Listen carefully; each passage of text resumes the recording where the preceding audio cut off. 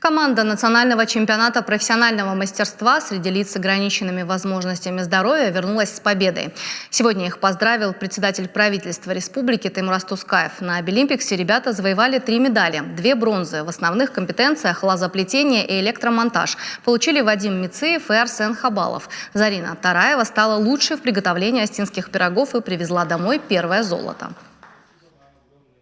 Большое спасибо нашим сегодняшним лауреатам, нашей молодежи. Я горжусь, что в Осетии такая трудолюбивая, всесторонне развитая, талантливая молодежь, которая чтит традиции своего народа, очень внимательно прислушивается к советам старшим, правильно выбирает жизненные цели.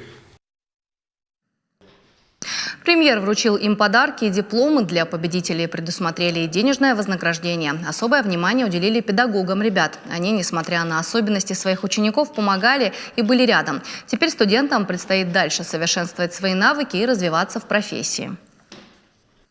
Готовились мы целый месяц. И каждый день, и даже по выходным, как говорится, выходных даже не было.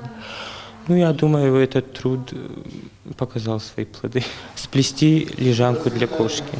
Это было мое задание, и я с ним, не напрягаясь и совершенно не беспокоясь ни о чем, просто сплел, и как-то так получилось, что получил 3-е место.